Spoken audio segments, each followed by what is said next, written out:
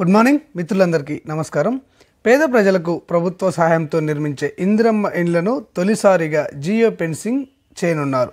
దీనికోసం artificial intelligence సహాయంతో ప్రత్యేక యాప్ను రూపొందించారు. ఇందిరమ్మ ఇండ్లతో దీన్ని అమల్లోకి తీసుకురానున్నారు.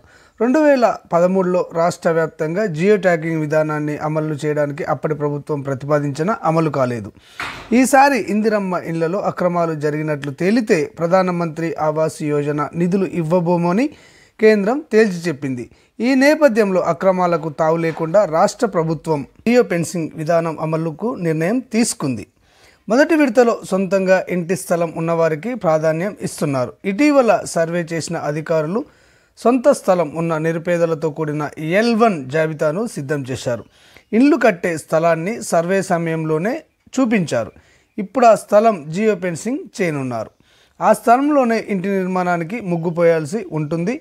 ఇంటి నిర్మాణం కోసం ముగ్గు పోసే రోజు గ్రామ కార్యదర్శి వార్డు అధికారికి సమాచారం ఇవ్వాల్సి ఉంటుంది.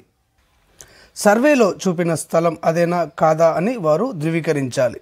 అనంతరం ప్రత్యేక యాప్లో స్థలం వివరాలు, అక్షాంశ, రేఖాంశాల వివరాలతో జియో ఫెన్సింగ్ చేస్తారు.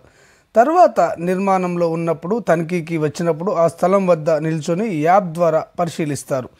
గతంలో ఇచ్చిన వివరాలు మ్యాచ్ అయితేనే ఫోటోలు, వివరాలు యాప్లో అప్లోడ్ అవుతాయి.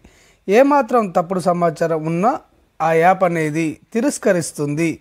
ఈ విధంగా ఇందిరమ్మ ఇండ్లను జియో ట్యాగింగ్ చేయడం అనేది జరుగుతుంది. ఇది తప్పకుండా ఇందిరమ్మ ఇండ్లు వచ్చిన వారు గుర్తుపెట్టుకోవాలి. ఈ ఇందిరమ్మ ఇండ్లకు సంబంధించినటువంటి ఎలాంటి లేటెస్ట్ సమాచారం వచ్చినా కానీ ఆ వివరాలు అంతర్నేత్ర ఛానల్ వెంటనే మీకు తెలియజేయడం అనేది జరుగుతుంది. ఈ సమాచారం మీ మొబైల్లో రావాలి అంటే, మీకు తెలియాలి అంటే తప్పకుండా అంతర్నేత్ర ఛానల్ను సబ్స్క్రైబ్ చేసుకోండి. ధన్యవాదాలు.